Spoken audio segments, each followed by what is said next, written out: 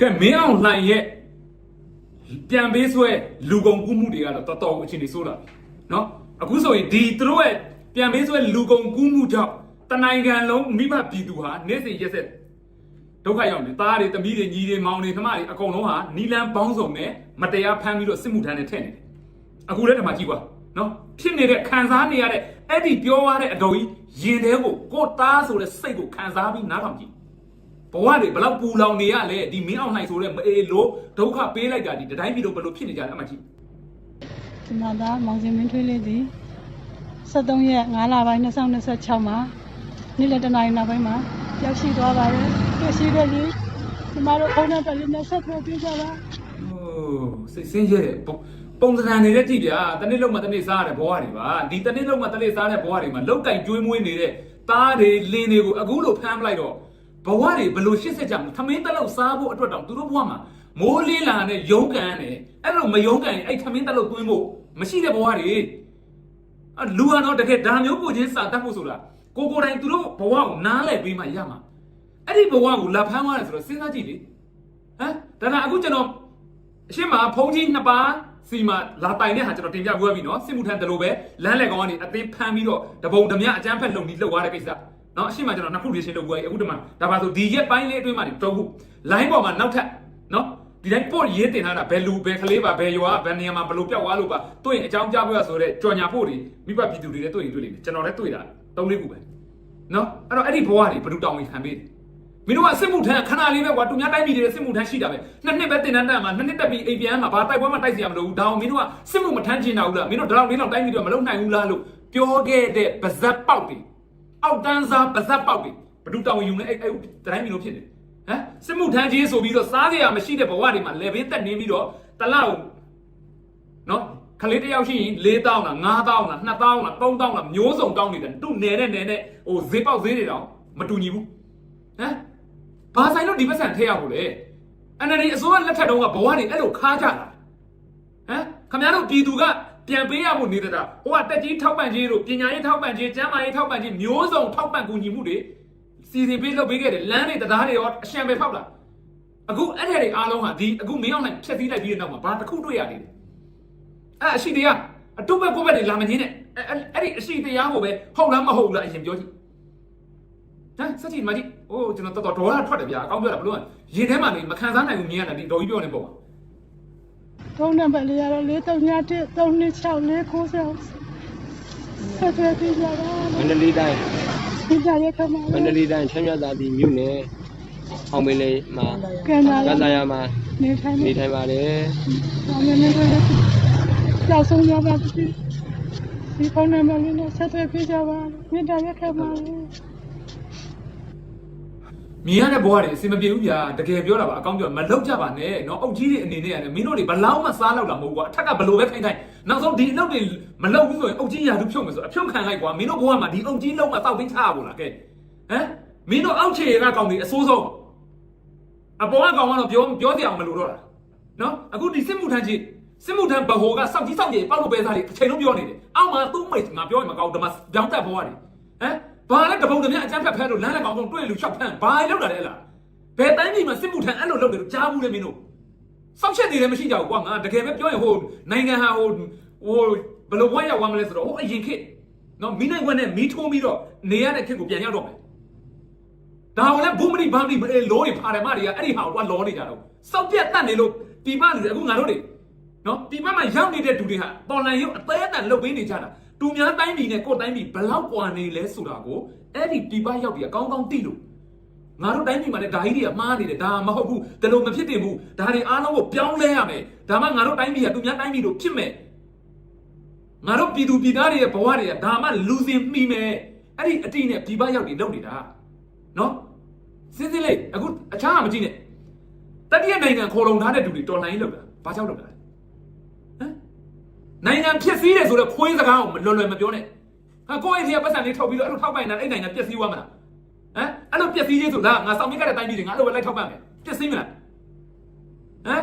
်လူအ ਨੇ စုပြည့်စည်နေတဲ့ဆန္ဒနဲ့လှုပ်လို့ပြည့်စည်မလားကဲဘလို့ပြည့်စည်မလဲဘာဆိုင်လဲအဲ့တော့ဒီမှာတတိယနိုင်ငံခံယူတာဥဩစတြေးလျနိုင်ငံမှာနေတဲ့မြန်မာပြည်သားတွေ အမေရိကန်နိုင်ငံမှာနေတဲ့မြန်မာပြည်သားတွေစသဖြင့်တတိယနိုင်ငံမှာနေတဲ့မြန်မာပြည်သားတွေကသူတို့ကအဲ့ဒီတိုင်းပြည်မှာသူတို့ဘဝအေးအေးချမ်းချမ်းပဲနော်အော်စီကနေကျွန်တော်အမြဲစကားလန်းလန်းပြောနေတဲ့ကရင်ကိုဦးလေးတယောက်ရှိတယ်ဒီဘိုချစ်တူနဲ့ငငယ်အတူတူစစ်တိုက်အတူသွားခဲ့တာဘိုချစ်တူကြောင့်ဦးမတ်ချီကအစအဆုံးအကုန်သိတယ်ဦးလေးကအခုလည်းဦးလေးပြန်ခေါ်နေတာပဲဆရာကြီးပြန်လာခဲ့ဟောတခုံးနဲ့ပြောလိုက်တယ်မင်းတို့ရန်သူကိုပြစ်မယ်ဆိုရင်ငါလာခဲ့မယ်မင်းတို့ကရင်ချင်းပြစ်နေငါလာတဲ့အကြောင်းရှိဘူးရှင်းတယ်နော်အဲ့ဒီဦးလေးဆိုရင်လေဒါကျွန်တော်စကားအမြဲပြောပြဟဲ့အောင်လေငါအခုဩစတြေးလျမှာနေတာကြာပြီငါတမိသားစုလုံးနဲ့နော်မဲဘုံမှာနေဩစတြေးလျစစ်သားတွေယူနီဖောင်းဝတ်ပြီးစောက်ခွတ်ထောင်နဲ့လူထဲမှာလမ်းလျှောက်တာငါတခါမှမတွေ့ဘူးတဲ့ယူနီဖောင်းတော့ဝတ်ခွင့်မရှိဘူးလူထဲလာလို့စစ်သားနေရတယ်အဲ့တော့တို့တိုင်းပြည်တိုးတက်တာပေါ့ဟမ်ဟုတ်တယ်မလားဒါပေမဲ့ကျွန်တော်တို့တိုင်းပြည်မှာကနေရတကာမှာသူတို့မှမအောက်ချုပ်ခိုင်းတိုင်းပြည်ကပြတ်တော့မယ်အတိုင်းအခုသူတို့အာဏာသိမ်းလိုက်တယ်အလုံးစုံပြတ်သွားပြီဒါကိုလည်းသူတို့ပဲကောင်းတယ်တိုင်းပြည်ပြတ်နေတာနော်ပြတ်နေတာသမိုင်းမဟုတ်သေးဘူးအရှိကအာဏာရှင်တွေအဆက်အောက်ချုပ်ခဲ့တဲ့နော်22နှစ်တစ်ဖြတ်26နှစ်တစ်ဖြတ်လူတွေမဟုတ်ဘူးနော်လောလောဆယ်အရှိတရားအခုဖြစ်နေတာတိုင်းပြည်ပြတ်နေတယ်ဒါအားလုံးလည်းသိတယ်ဘဝတွေဘယ်လိုဖြစ်နေကြဟင်းဒါပေမဲ့သူတို့ပဲလောက်တာမှန်တယ်သူတို့ပဲကောင်းတယ်သူတို့ပဲဆက်အုပ်ချုပ်မယ်ဟမ်ယွန်စရာကြီးတွေကောင်းပြောတာအဲ့တော့အခုစစ်မှုထမ်းဥပဒေအောက်မှာနော်နေ့စဉ်ရက်လားစဉ်ပတ်စံထည့်နေရပြည်သူတွေဒါပေမဲ့ဒီနေရာမှာကျွန်တော်တခုလည်းပြောချင်ပြည်တွင်းမှာတနက်ပြောင်းဝမှာနေနေရတယ်အကြောက်တရားရှိတော့နားလေဒီပတ်စံထည့်ရလို့ကျွန်တော်အပြစ်မပြောဘူးထည့်နေတဲ့တူတွေကိုကျွန်တော်အပြစ်မပြောဘူးမထည့်ပြဿနာရှာခံထိမှာပဲဟမ်ဘာဓမြတိုက်တာကိုအတူတူပဲခင်ဗျားတို့ဓမြတိုက်တယ်ဆိုတာကစာအုပ်ထဲမှာကြားဘူးလားအခုလက်တွေ့မြန်မာပြည်မှာစစ်မှုထမ်းဥပဒေထဲကျင်စိတ်နဲ့ထဲကြတာလားတနက်ပြောင်းဝမှာနေနေရလို့ထဲတာလားဟုတ်တယ်နော်အဲ့တော့ဘာထုလဲအတူတူပဲဒီဓမြတိုက်တာလေကာယကံချင်းကိုယ်တိုင်မပေးချင်တဲ့ပတ်စံကိုအသင်းအဓမ္မအနိုင်ကျင့်ယူတာစစ်မှုထမ်းကြီးဆိုတာဒါပဲအဲ့တော့တချို့တဲ့မိသားစုတွေတနေ့လှုပ်ရှားရုန်းကန်မှာတနေ့စာစားဖို့ရှိတယ်နောက်တနေ့အတွက်မလှုပ်ရှားမရုန်းကန်နိုင်ရင်စားစရာမရှိဘူးအဲ့ဒါလို့ဘဝတွေမှာစစ်မှုထမ်းကြီးဆိုပြီးတော့ပွားတောင်းမရှိတာချီးပေးပေါင်ပေးရှာပေးတခါဒီမှာတော့စားဖို့အလင်းမမီတဲ့ဘဝကဒီအတိုးတွေတက်မပေးနိုင်တဲ့အုတ်ကြီးကဖမ်းမယ်စီးမယ်ပြဿနာရှာခိုင်းတယ်တချို့တလေဆိုစားဖို့ထမင်းမရှိဘူးစံဝဲထမင်းစားဖို့စံဝဲချက်ဖို့ပတ်စံမရှိဘူးဒါပေမဲ့စစ်မှုထမ်းကြီးဆိုရင်မပေးလို့မရဘူးသူတို့ဘဝတွေတခုရှိတာပေါ့တော်လန်ရေးအဖွဲ့တွေစိုးမိုးထားတဲ့ data ဆိုရင်တော့ဒီဒုက္ခကင်းလွတ်နေတာပေါ့နော်အဲ့ဒီဘက်မှာကြတော့ဘာဒုက္ခခံရလဲစစ်ဘေးရှောင်ရတယ်နော်စစ်ဘေးရှောင်ရတယ်အဲ့တော့စစ်ဘေးရှောင်တဲ့ဒုက္ခကိုခါးသီးစွာခံနေရတဲ့အရက်မှာတော့စစ်မှုထမ်းကြီးဆိုတာတော့မရှိဘူးငါတို့ data တာယာပဲလေဆိုတော့စောက်ပိန်းတွေပြောတဲ့ data မှာဆိုရင်တော့အဲ့ဒီစစ်မှုထမ်းကြီးဆိုတာရှိတယ်နော်စစ်မှုထမ်းနဲ့ကောက်တယ်စစ်မှုထမ်းကြီးလည်းထည့်နေတယ်အခက်မတင်ဖမ်းဝါစီဝါပါဝါပြောင်ပါဝါဘယ်လိုပြောမလဲသူတို့အဲကိုပေါက်ရောက်တဲ့ပုံကိုတယောက်ရဲ့အကူညီရရင်ရမရရင်တော့ပျောက်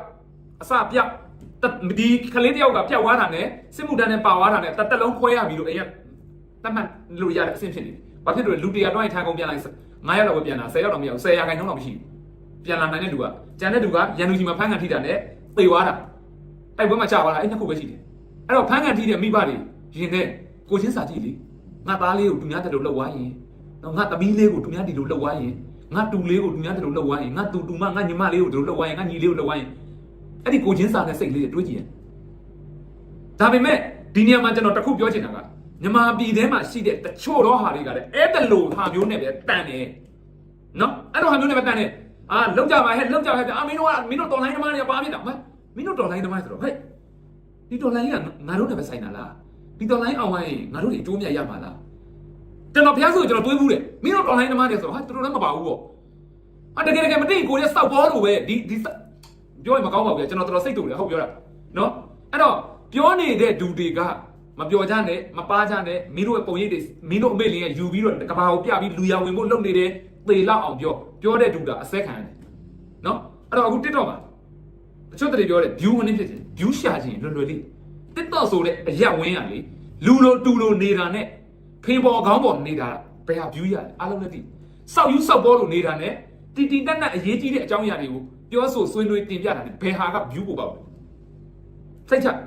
ျနိုင်ငံရေးနဲ့ပတ်သက်လို့တဲ့တော့ပြောမဖွင့်သေးဘူး view ဒါပေမဲ့တချင်းတစ်ပုတ်နဲ့ဆိုပြီးကကြီးview ပေါက်တယ်နောက်ချို့တွေ main ကလေးဆိုဘာမှမဟုတ်ဖေးလေးလောက်ရုံနဲ့သိန်းနဲ့ချီပေါက်တယ်သူတို့ follower ကြီးလိုက်တော့ follower 1000ခန်းသိန်းခန်းထန်ကုန်မယ်နော်အဲ့တော့ကျွန်တော်တို့လုပ်လို့ရတယ်လုပ်လို့မရတာမဟုတ် view ရှာဖွေတီးလောက်ကတော့နိုင်ငံရေးဆိုတဲ့ဟာကြီးကိုအစဲခံအဖမ်းခံအတက်ခံပြီးဘယ်သူမှမလုပ်ကြဘူးဒါကြောင့်မလို့အခုကျွန်တော်သတင်းတွေနေ့စဉ်တင်ပေးတယ်ကျွန်တော်တင်တဲ့သတင်းတွေကိုကြည့်ပါ နိုင်ငံအရေးအတွက်အရေးကြီးတဲ့အကြောင်းအရာတွေကိုကျွန်တော် highlight လုပ်ဖော်ပြမဆိုင်တဲ့ကိစ္စဘယ်လောက်ပဲဟော့နေပါစေနော် online ပေါ်မှာဒီသတင်းတင်လိုက်ရင်လူကြည့်မယ်တိတယ်တိုက်ကြဟော့နေပါစေနိုင်ငံရေးနဲ့မဆိုင်တဲ့သတင်းဆိုကျွန်တော်လုံးဝမတင်ကျွန်တော်နေ့တိုင်းတစ်နေ့ကိုအနည်းဆုံး3ပုတ်4ပုတ်တင်တယ်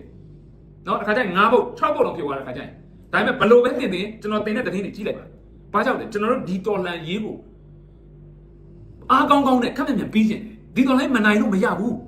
ဒီတော်လိုင်းမနိုင်မြန်မာပြည်မှာလူလုံးလို့မရတော့ဘူးနော်အခုတော့ဘဝတွေဘယ်လိုဖြစ်နေပြီလဲကြီးတချို့တလေကကိုယ်တိုင်းပြည်ထဲမှာနေပြီးတော့ကိုယ်ရက်ွက်အမြင်လောက်ပဲမြင်တဲ့အတွက်ကိုယ်တွေဘာဖြစ်နေတယ်ဘယ်ဘဝရောက်တယ်ဆိုတော့မတိတာပြဿနာအဲ့လိုမတိတဲ့လူတွေကိုကောင်းကောင်းစီးရုံအခုဆို line ပေါ်မှာဘောမလုံးရင်းလိုက်ကို line ပေါ်မှာထိုးရတော့ကြည့်မတိသူတို့ကပဲအမှန်အခုကြော်မျိုးမင်းဆိုဒီနေ့ပြောရဗီဒီယိုဖိုင်မှာဆိုရင်ရေးဘလူးပါဝင်ရေးဘလူးတို့ဆေးဝါးတို့ငဇွဲတို့တဲ့ကိုဇွဲတို့အားတဲ့အခုဒီတယောက်မှဖမ်းပြီးမရှိနိုင်သေးဘူးလေဒါဟာပြည်သူစံနာနဲ့တစ်ထပ်ပဲမကြတာပဲတဲ့ဟာသူပြောစကားဒီလူတွေကိုပြည်သူစံနာတစ်ထပ်လည်းကြဆိုပြည်သူတွေကဒီလူတွေကိုရှင်းခိုင်းနေတယ်ပေါ့အဲ့စကားတကယ်မှန်လားဟိုဘက်ဒီဘက်မတွက်နဲ့တော်လန်ရေးကိုထောက်ခံတဲ့လူဦးရေနဲ့စစ်တပ်ကိုထောက်ခံတဲ့လူဦးရေอ่ะကြော်မျိုးမင်းပြောတယ်လို့ဆိုရင်စစ်တပ်ကိုထောက်ခံတဲ့လူဦးရေအစမတန်များနေမှာဖြစ်မှာအခုလက်ရှိမြန်မာပြည်ရဲ့အခြေအနေဟာတော်လန်ရေးကိုထောက်ခံနေတဲ့ပြည်သူဦးရေနဲ့သူတို့အာဏာသိမ်းတာကိုလက်ခံတဲ့လူဦးရေဘယ်လောက်ပါလဲကျွန်တော်အများပြောသလိုပါလမ်းပေါ်ထွက်ပြီးဆန္ဒပြတဲ့လူဦးရေကြီးလိုက်တော့တန်ပေါင်းဘယ်လောက်ရှိလဲဒီပရောက်နေတဲ့လူတွေကိုယ့်အိမ်ကိုယ်တည်းနေတဲ့လူတွေမပါသေးဘူးနော်ဟုတ်တယ်မလားဒါပေမဲ့ပြောရဲတယ်သူတို့ဘာသူတို့ကပေါ်ရဲတော့စောက်ချက်လည်းမရှိဘူးတရင်တခုလိန်ပြောလို့သူတို့ဝင်မလေးဘူးအဲ့တော့သူတို့တွေအလုံးလိုက်ဝိုင်းလိန်နေကြတာဘာလို့ဆိုတော့သူတို့တိတယ်ဒီသူတို့ဘက်မှာလုံးဝအခုကဘာမှလူရမဝင်ဘူးအာဆီယံမှာလူရမဝင်ဘူးဆိုတော့ပြည်တွင်းမှာလည်းလူရမဝင်ဘူးပြည်ပမှာလည်းလူရမဝင်ဖြစ်နေတာအဲ့တော့မရောက်နိုင်အတွက်လိုအပ်ချက်ကတစ်ခုပဲရှိတော့တယ်ပါတယ်လူရဝင်ရေးအဲ့တော့အဲ့ဒီလူရဝင်ရေးရဖို့အတွက်သူအကုန်လုံးလုပ်မှာလုံးလို့ရတဲ့နီလန်ဘောင်းဆောင်သူတင်ပြခိုင်းမှာသူအောက်ကသူငယ်ကျွန်းတွေကိုဟိုကောင်တွေကတယောက်တစ်မျိုးတင်ပြမယ်အဲ့ဒီတွေကလုံးလို့ရတဲ့နီးမှန်များအားလုံးတုံးပြီးသူလူရဝင်လို့ရဖို့အတွက်သူလုပ်မှာမင်းအောင်လည်းရှင်းတယ်နော်မရှင်းတာကကျွန်တော်တော်လှန်ပြည်သူပဲချမ်းလူမျိုးချင်းမတည့်ဖွဲ့စည်းချင်းမတည့်နော်လူမျိုးတဲ့သူတွေအဖွဲ့စည်းတဲ့သူရင်ပကဖာနဲ့ PDF မတည့်ဘူးဒါကလူမျိုးတစ်ခုတည်းပဲအဖွဲ့စည်းတစ်ခုတည်းပဲဆိုရင်ဒါအဲ့အဖွဲ့ထဲမှာထချမ်းကွဲတယ်နော်အခုဒီနေ့ထိလဲတနိုင်ငံလုံးညီညွတ်ဖို့မပြောနဲ့ချင်းပဲနှစ်ဖွဲ့ကွဲနေတယ်ဟိုအပွားစမယ်ဆိုနော်ချင်းဒီကရင်အောက်ဆုံးထိဘယ်နှစ်ဖွဲ့ကွဲနေကြလဲဆိုအဲ့လိုဖြစ်နေတော့မင်းအောင်လည်းအေးဆေးပေါ့ဟုတ်တယ်မလားမလုပ်ကြပါနဲ့တော့အတ္တတွေရှော့ချပေးပါလူကြီးမင်းတွေအားလုံးကိုကျွန်တော်မေတ္တာရက်ခံတာပါနော်ပြည်သူအားလုံးကိုစားမေတ္တာရက်ခံပေးတာပါကျွန်တော်တို့ဒီကာလမှာနှစ်ဖက်ပဲနေပြီပါစစ်တပ်ကိုထောက်ခံအားပေးဝင်းရတဲ့တစ်ဖက်ဒီဘက်အချမ်းမှာဆိုရင်တော်လှန်တဲ့ဘက်အချမ်းကိုကတော်လှန်တဲ့ဘက်အချမ်းမှာရှိတယ်ဆိုရင်ကြိုက်တီဖြစ်စေမကြိုက်တီဖြစ်စေလူမျိုးတူတီဖြစ်စေမတူတီဖြစ်စေဘာသာတူတီဖြစ်စေမတူတီဖြစ်စေသူလဲတော်လှန်ဘက်အချမ်းကငါလဲတော်လှန်ဘက်အချမ်းဆိုမကြိုက်ရင်လှည့်နေဗျာအချင်းချင်းတော့မတိုက်ခိုက်ကြဘူးနော်ကောင်းတီဖြစ်စေစိုးတီဖြစ်စေဘာလို့ဆိုသူ့လူပြည်သူကဆုံးဖြတ်သွားတယ်ပြည်သူတွေမှာတိတရားရှိတယ်ဒိုးတွေပြောမှပြည်သူကသိရမှာမဟုတ်ဘူးနော်သူကသူပြည်သူကမြင်လိုက်တာနဲ့ဒီကောင်ကလှုပ်လှုပ်လာဘယ်လိုရှိတယ်ဟိုကောင်ကလှုပ်လှုပ်လာဘယ်လိုရှိတယ်ပြည်သူတွေကသိတယ်အဲ့ဒါဟာကိုကျွန်တော်တို့ကသွားရှင်းပြနေကြမလို့မင်းကတော့ဘာအညာဖြစ်အဲ့တော့အချင်းချင်းဖြစ်ကြအောင်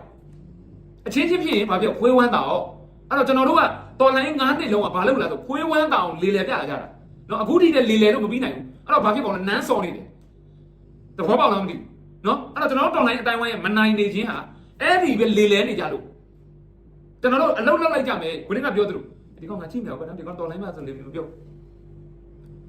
ာဒီကောင်ကကြည့်လို့မရဘူးဘာကြောင့်ညာမဲ့တော်လိုင်းဘက်ကဆိုတော့ငါမပြောထားရဲ့ကျွန်တော်ကိုယ်တိုင်ကြည့်သုံးတယ်လို့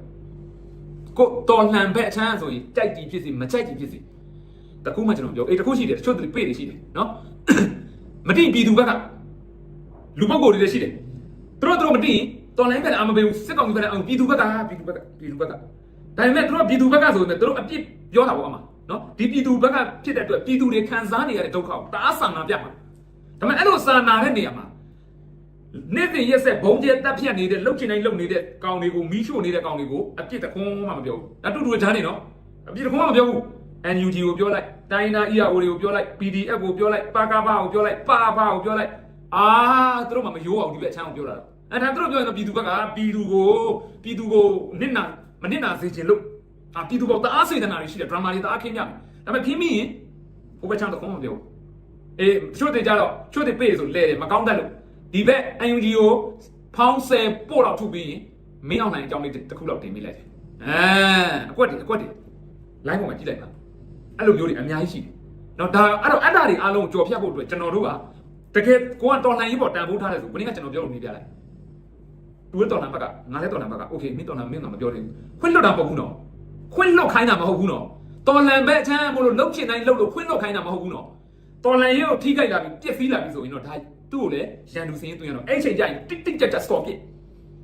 တဘောထောက်ဖို့တယောက်ခိုးတာဒီကောင်ခိုးနေမတင်ငါဘူးမပြောနဲ့ဘူးတိတ်တိတ်လေးနေအဲ့ကောင်ပတ်တဲ့နောက်က share လုပ်လိုက်နော်အခုဆိုရင်ကိုစ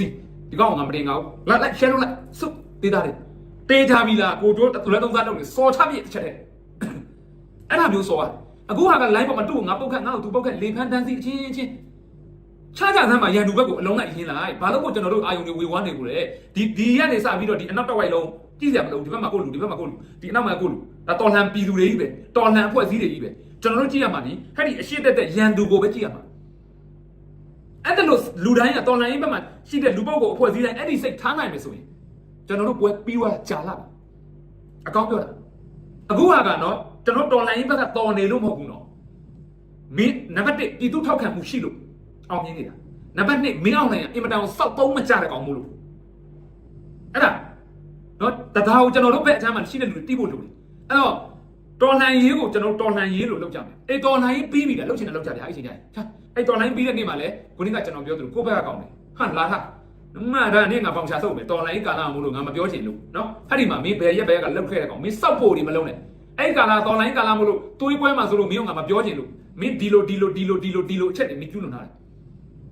အဲ့ဒီချိန်ကျမှစောနော်အဲ့ဒီချိန်ကျမှစောအဲ့ဒါဆိုရင်မကောင်းလားဟုတ်တယ်လေကျွန်တော်တို့ကဒီကာလမှာဘာလုပ်ရမလဲနှစ်ခုပဲလုပ်ရမယ်နော်တစ်ခုဒီစစ်တိုက်ကမယ်တစ်ခုဒီငွေရှားမယ်အဲ့နှစ်ခုပဲလုပ်က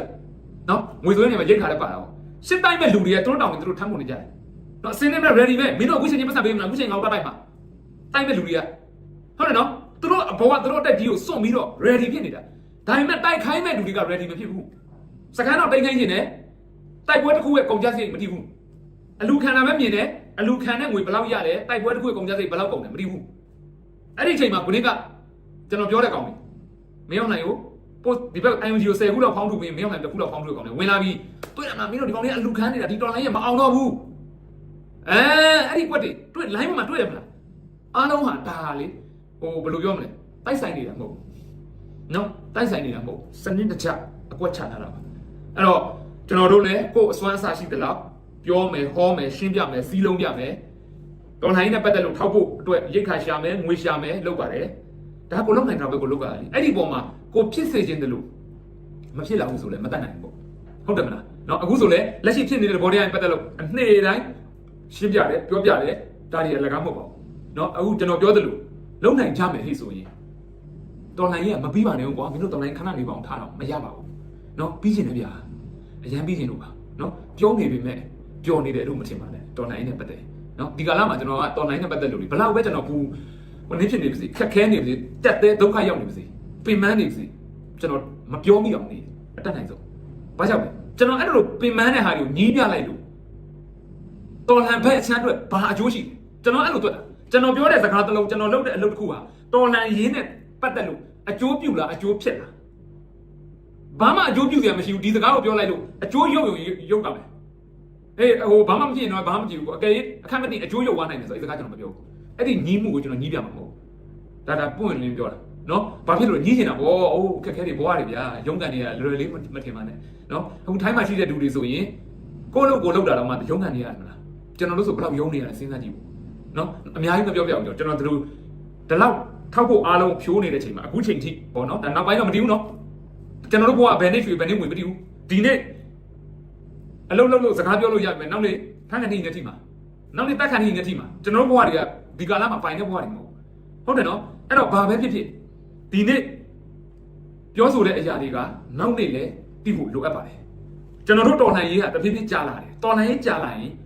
တော်လှန်တဲ့ဘက်ကအားနေဒါတမတာပဲဘာလို့အရှိန်တွေကုန်တယ်သွေးအေးွားတယ်ပြီးအကြောက်တရားတွေဝင်လာတယ်အဲ့ဒီအပေါ်မှာတစ်ဖက်ကကောင်းကောင်းနင်းသွားမှာ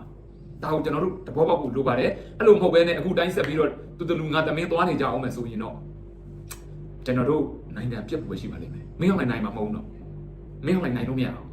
ဒီတိုင်းကြီးပြည့်ရင်ပြည့်မပြည့်ရင်တော်နိုင်နိုင်အဲ့နှစ်ခုတစ်ခုကျင်းနေတယ်